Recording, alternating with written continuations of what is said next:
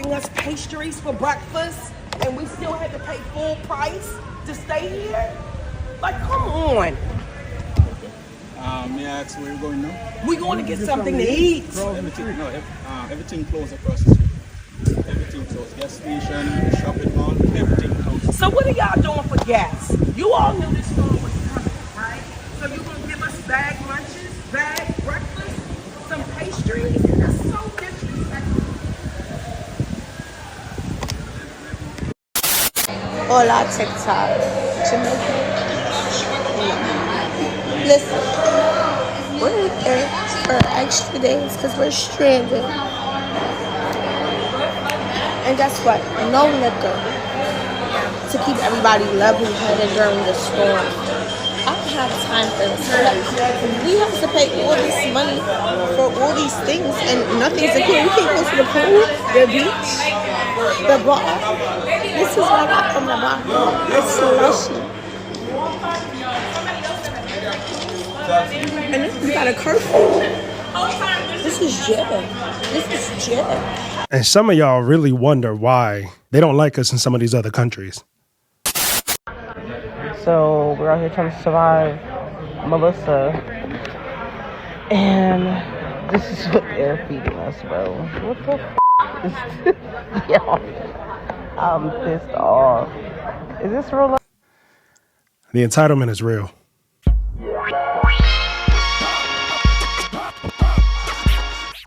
What's going on, everyone? This is your man, Brandon Geo, one half of Residual Impact. Hey, yo, check it. Listen, a major Category 5 hurricane just swept through the Caribbean and caused major damage. If you guys have not been paying attention to the news or social media, I'm talking about Hurricane Melissa, with its highest winds being reported up to 185 miles per hour.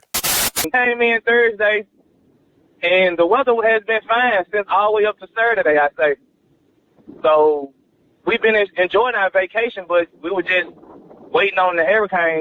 James Thomas Jr., a Memphian, says his Jamaica trip took a turn for the worse when Hurricane Melissa made landfall as a Category 5 storm. He tells WREG he did not know about the hurricane until he landed. As the heavy rain and powerful winds battered the island, Thomas and his wife took cover in their resort. But then when the hurricane came, like when the roof and stuff started coming off where we were laying down in their room, they moved us on down to the bunker.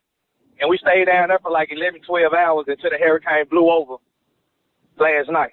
Hurricane Melissa's path of destruction damaged buildings and knocked out power for most of the island, which has made it difficult for Thomas to return home. His mother, who hadn't heard from her son until after midnight, says she's worried about his safety. My concern is getting them home. If I could just get them home, I would feel more comfortable when they can get on that flight. With the airport in Montego Bay being damaged and without power, she tells WREG it could be another week before her son returns. During this time of uncertainty, Thomas's mother says the resort is forcing guests to pay more money for their extended stay. That's absurd. I mean, they should have some type of sympathy due to the weather is a disaster that's due to no fault of your own. So, I mean, why would you want to charge them? And they're not even enjoying the resort. As the recovery and cleanup begins in Jamaica, the mother is praying that her son will be safe on his journey back home. Reporting for your news leader, Raven Copeland, WREG News Channel 3. Many people knew in advance that this hurricane was going to sweep through Jamaica and other nearby islands. But I'm just focused on Jamaica right now. Now, again, I say that Hurricane Melissa was a Category 5 with very, very strong, powerful winds. This is the type of damage that we are looking at. The car is just blown off. If there's anything made with sheetrock, wood, it's just not standing anymore. It is a very, very sad situation in Jamaica right now. Part of the island of Jamaica is unrecognizable. And to be quite honest, a couple of my closest friends are Jamaican.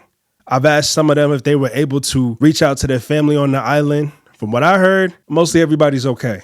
But then I get to some of my coworkers who are Jamaican, one of which who told me earlier today he was only at work to keep himself from losing his mind, from not being able to contact his mom on the island. You see, there are people who were on the island, of course, when the storm came through. Granted, so were the tourists. But there are people on the island who don't have homes right now. Some people lost their lives. Some people lost everything that they own. But here some of you guys are, tourists on the island. You have a home to go back to. You might be stranded on the island right now, but eventually when you're able to get back, you have something to get back to. But you're complaining about the type of food you're receiving? And this is just a message for all the tourists in Jamaica that are whining about the hotel staff. You went there on vacation as an option. It wasn't mandatory. You weren't sent there on a job. It was optional. You could have not went. The hotel workers, they live there. They have families there. And most of them don't even know if they still have a roof to go back to. So while you're expecting 5-star services, meals, attention, I'm sorry, baby, but you need to book a boat and go back home. Because there are people in America that haven't heard from their loved ones since yesterday or since the power outage. You have somewhere to come back to. Most of those people don't. And you're complaining about even eating ramen noodles and care packages and where you gotta sleep. Like most people in Jamaica right now that are residents there, their roof is gone. There's so many business places in Jamaica right now that is on the ground, flooded. So for y'all to be that ignorant is absurd. A natural disaster. It's not like the Jamaicans summons the sea to say, oh, let's have an hurricane. They did not summon you either to say, oh, come spend your money and come on a vacation. They did not. So while y'all whining about what y'all get to eat, just kindly remember that there are a lot of people there that doesn't have anywhere to sleep or any food to eat or nobody handing out a care packages to them. Hi. This is not to all African Americans, as I have a whole bunch of African American friends who are cultured, who are educated, who are just simply kind, who has empathy. This is not for you. I'm speaking to the ones who are not in fact cultured, the ones that are like kind of new money, right? The ones that don't know how to read the room. Y'all, can y'all stop coming to our country? Just stop. Like, we know, because we've been watching it our whole lives, we know that your own government don't like Black Americans. We know that unless you are very wealthy in that country, that they don't care about you guys. That at best you're living in a very okay situation. If you're middle class, you still got poor cousins and poor aunties and poor uncles, right? So I hate to see when y'all get your little monies, whether you affirmed it, you put on your credit card, or you went into some new money. I hate to see y'all come to what you consider third world countries and try to flex on locals. I hate to see it. What are you guys doing? You know how the saying is all skin folk and kin folk? That's how you guys act. You know, regardless of the propaganda that you may see, the world, the Black diaspora, we hate to see how your government treats you. We hate the history of slavery in America. We think it's the absolute worst, right? And we see you guys as kin, because we're all an extension of each other. But it's really interesting. This has been happening for a minute. When y'all come to places like Jamaica and go to the hotels, you treat the workers like there are some subordinates to you. You actually treat them how white people treat you in America. Yeah, I said it. It's like you can't wait to get back into that role of power. The power struggle is sickening, because at best y'all living in a very okay neighborhood. By the behavior of a lot of you guys, I know exactly what your situation is. You're not well read, you're not educated, you don't know time and place, yet you go to these places and you're so rude. Message to the tourists them when they in Jamaica complain about the food here. Are you tone deaf? Do you lack compassion? Do you have any sort or level of decency? Do you also lack awareness? You know, sister, we just have one hurricane. Natural disaster. Imagine. So many people are left homeless. So many people don't even have a bed to sleep on. They don't even have a roof. Don't even have no food to eat. And you are complaining about the food we get at a hotel. The nerve of someone. Someone just dirty and nasty. We don't look nasty ways. They can't wait for you to go home. Just left. Go on in the river, go on in the sea, go swim back at your yard and come out. As a son to two Jamaican parents and a grandchild to two Jamaican parents, my whole lineage is born in Jamaica. I was the first person born here. This one hits home. I have aunts in Jamaica, my goddaughter's in Jamaica, both of my goddaughters in Jamaica. It's a really tough place to be in. Seeing the videos of so many tourists and how like things are going down at the resorts in Jamaica right now with the tourists, has been upsetting, infuriating, irritating, a number of those, like all of those feelings. To see people complain about not receiving 5-star service, to see people complain about not having like emergency meals delivered to them during a national crisis, to see people complain about like getting pastries for breakfast, to see people complain about just the long array of complaints. It's insane. And as a Black American born in America, it's disheartening to see and kind of embarrassing a little bit. Like it really is.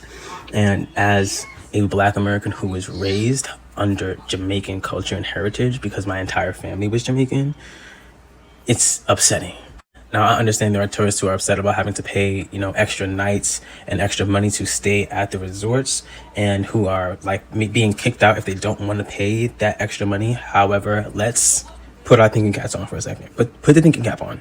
You all are in the middle of a national crisis caused by a natural disaster.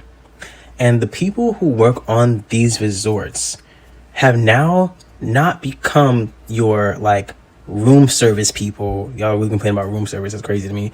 They're not your room service people. They are the people who are fundamental to you all receiving care until emergency services can actually reach you, because you're on an island. Planes can't get to you to bring food and things that you need for survival. Boats likely are gonna like not be able to get to you just yet either, because the storm is still in the area. Rationing food, like eat the cup of noodles, bro. Like eat the cup of noodles. I love y'all. Eat the cup of noodles. Like as a Black American, I can't just like throw away Black Americans, because I get where this mentality is coming from. But as somebody who is like of Jamaican heritage, eat the cup of noodles, bro. There might not even be much food to give you guys. Y'all better be lucky that you have food. Now I understand some people have been complaining about the type of service or the type of food that they've been receiving while still paying the prices that they were initially paying before the storm came through the island. And, they paid for drinks or they paid for food, whatever the case may be. But what I say to that is, you guys don't have any compassion? Like, were you not on the same island as everybody else when the hurricane came through? You survived. You have your life. And again, once you were able to get back home, you have an entire life to go back to. Some people don't even know if their loved ones are still alive. Be grateful. But again, y'all need to have more empathy. Y'all need to have more compassion and stop bitching. We are better than this. So my thoughts and prayers go out to everybody on the island of Jamaica, and of course, all the surrounding islands. Haiti, Cuba's messed up right now. All the surrounding islands who've experienced the wrath of Hurricane Melissa are messed up right now. They're going through it. And I can empathize with y'all on that. So my thoughts and prayers go out to all of you guys who have been affected by this storm. Hopefully everybody can recover from this. And that's all I got to say with this one. Y'all know I can't leave without saying, where you are today is the residual outcome of the thoughts you had in the past. Till next time.